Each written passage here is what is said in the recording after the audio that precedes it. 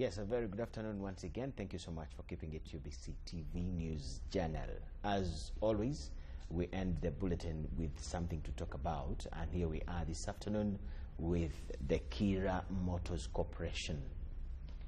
Uganda has a company that is set to assemble vehicles here on the Ugandan soil. How is that going to be done? How are we benefiting? And all that is what we are going to know in these few minutes we have. So join me, welcome Mr. Muhumuza Allan, the Vice President Marketing and Sales, Kiira Motors Corporation. How are you, brother? I'm very fine. You're a very big man, the whole Vice President here with me. How is your afternoon? It's all right. Let not the titles scare you. I'm not scared. I'm just happy to have a big man around me. Pleasure anyway, to have you.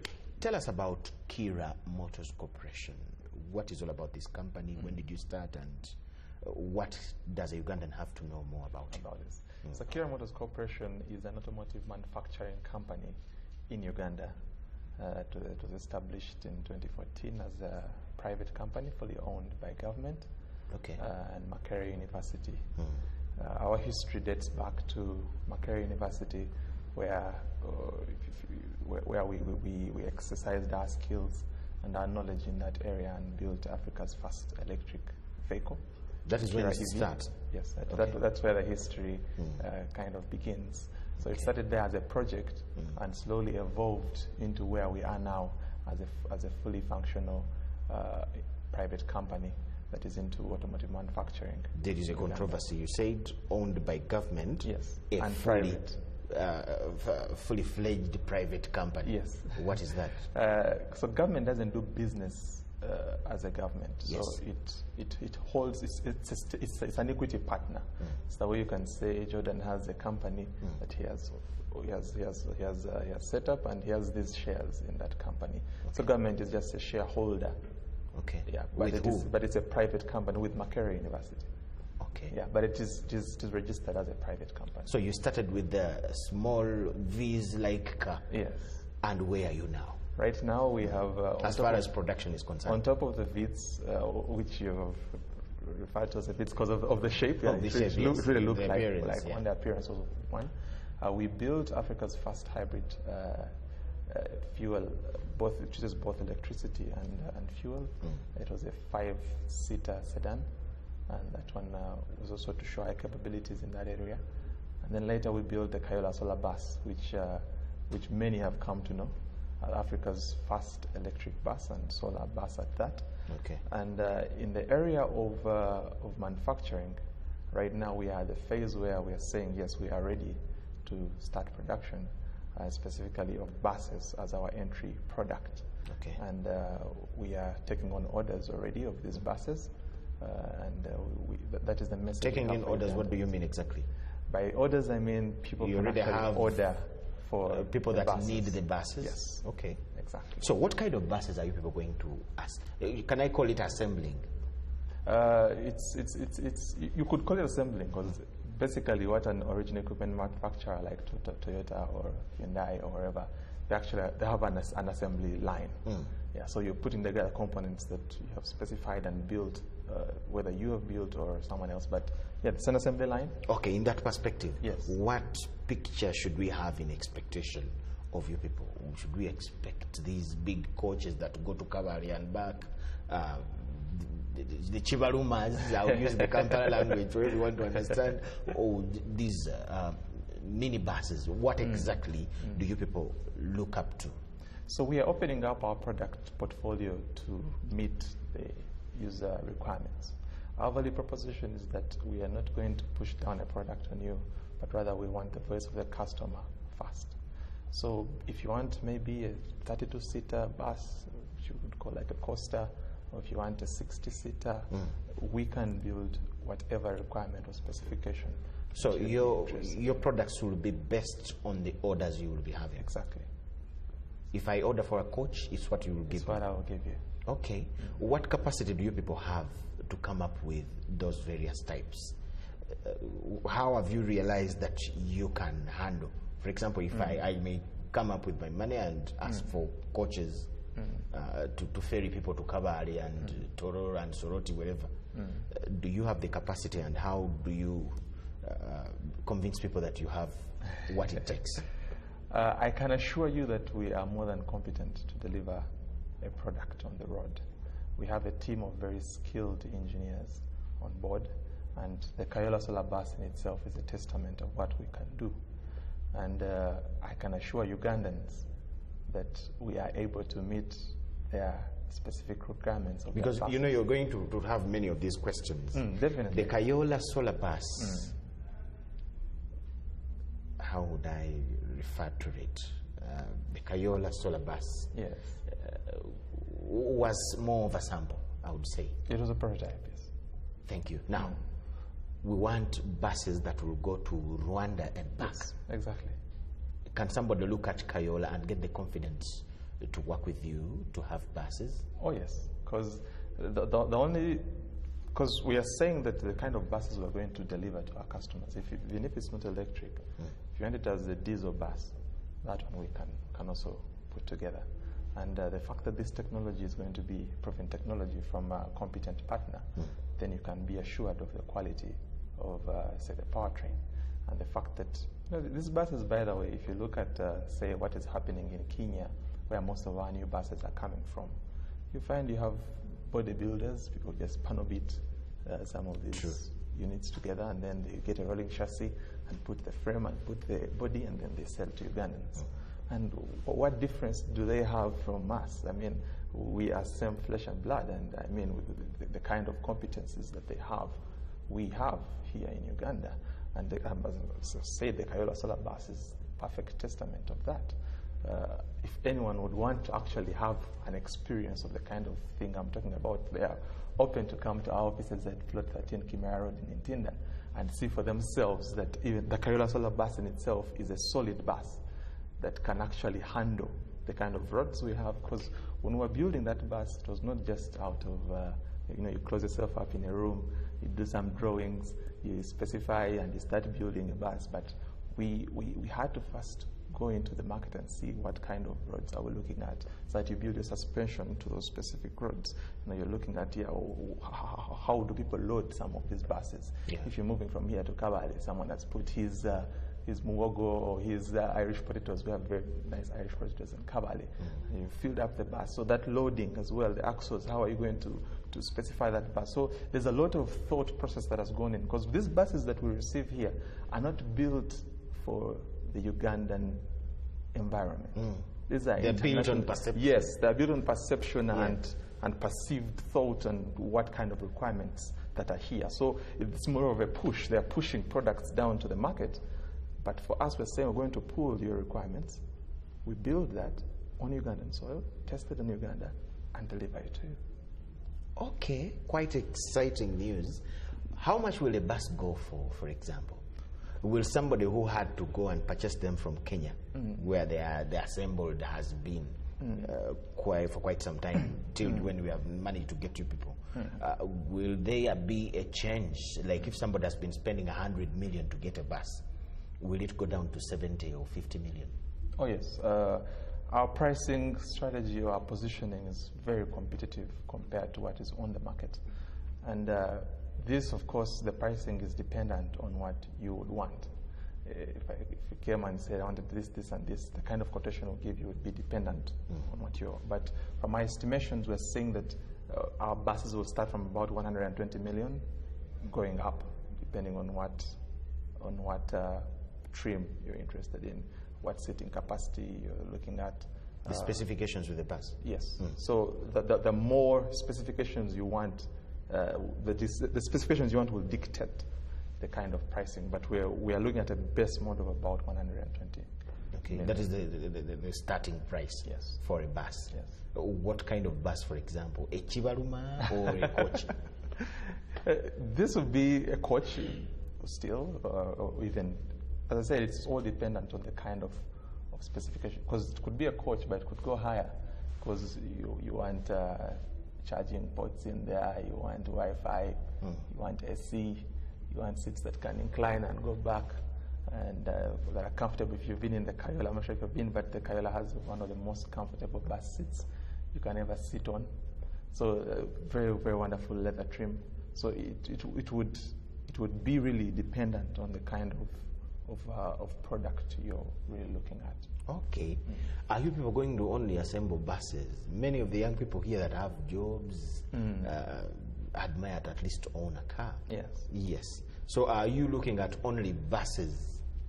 No, we are not looking at only buses. Buses are just our entry product. Why? Why buses for the entry as the entry product?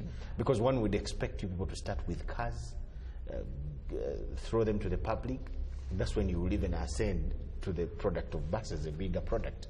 Why start with a bus to descend down the the bus, when we looked at the bus as an entry product, there is a lot of opportunity that exists there, even given our kind of positioning. You know, Kiira Motors is built on 3 strategic pillars.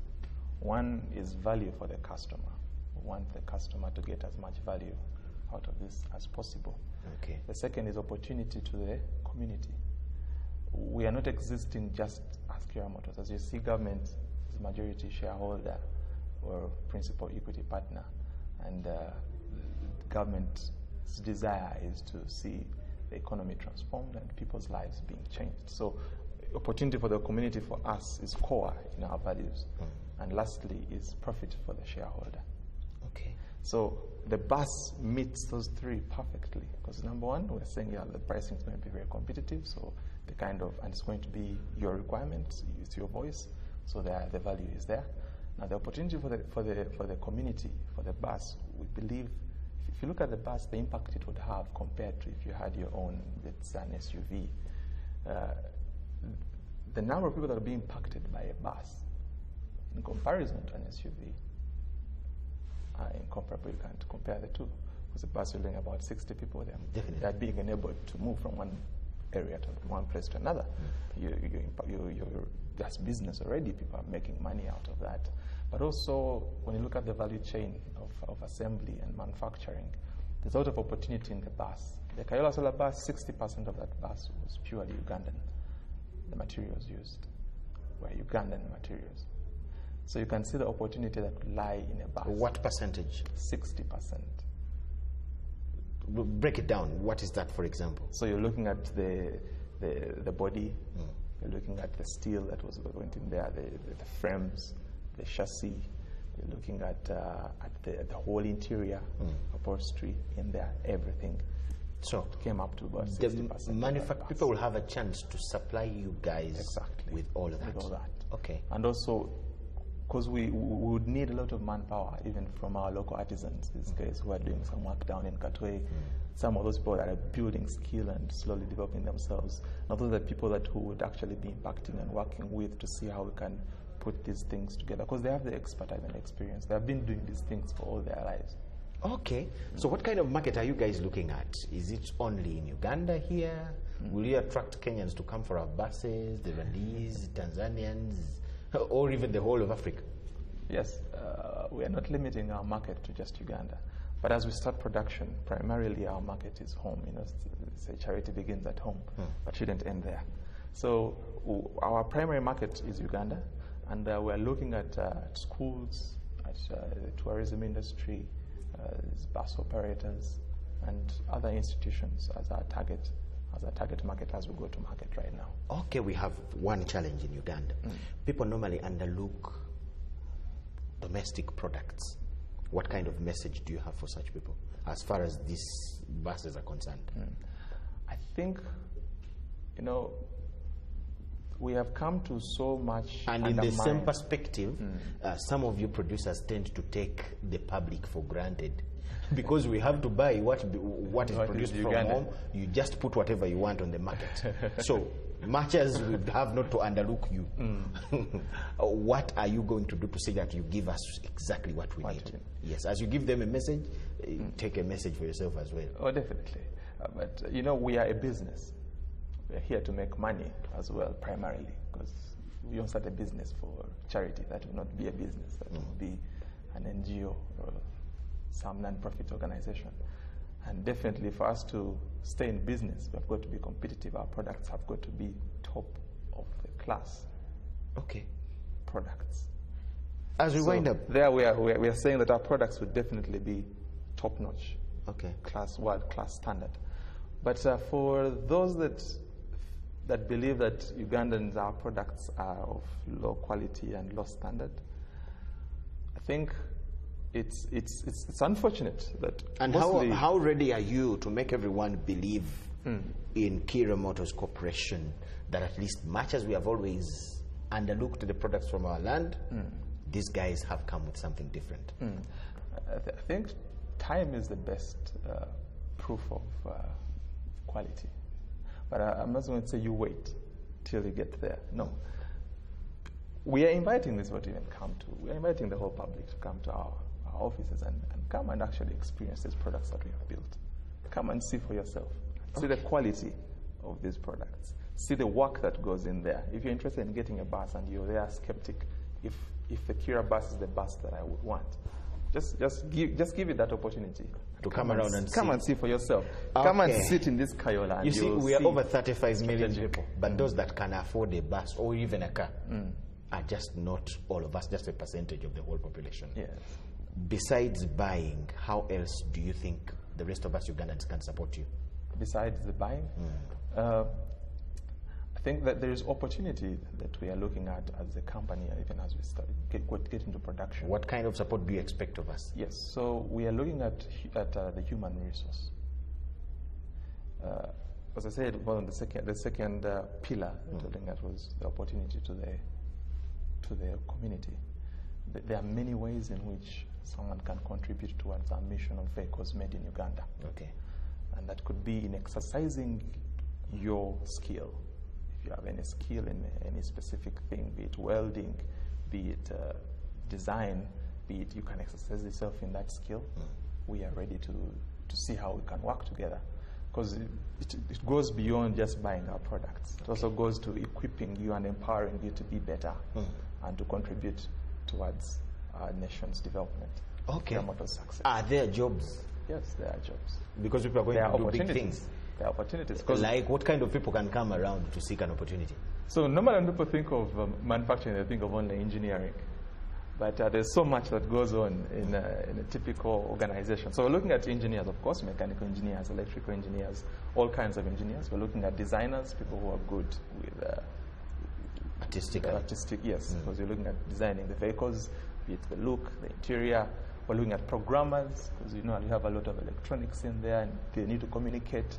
We're looking at finance people, accountants, economists, because this is a business. Definitely. You've got to keep the money running and to spend it properly and be able to account for it and be able to plan better. We're looking at human resource, because you're dealing with people. You've got to have people there and you've got to have to monitor, to mentor them, to grow them, to train them. We're looking at all types of graduates can pass by your office. Yes, and see if they give can them the directions themselves. As we wind up. So they can come to, if you have inquiries to make, if you want to buy a bus, you can come to our offices at Kiira. Do you have finished buses as we talk? Okay, you say you design on order. Exactly. Okay. So you can come to Kiira Motors Corporation, that's plot 13, Kimera Road in Ntinda. Or you can reach out to us on our email, orders@kiiramotors.com or info@kiiramotors.com, and we'll be ready to receive you and to engage you moving forward. Thank you so much. It's a pleasure. Allan. Thank yes. you. I was in Bushenyi for Independence just 2 weeks ago, and I saw buses, schools that attended the event, they were ferrying students on lorries. So if we have this opportunity, I think everyone should back these guys to see that we change this trend. Students on lorries, this is the time to end it. So I wish you all the best. Thank you so much. Kiira Motors Corporation. It's been a pleasure. This is the Vice President, Marketing and Sales in Kiira Motors Corporation. His name is Muhumuza Allan.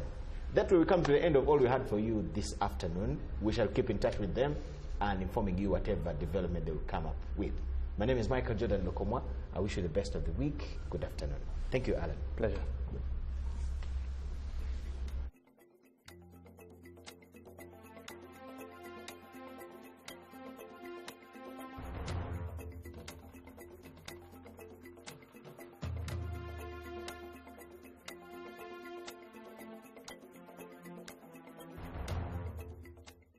Beyond Beauty Parlor.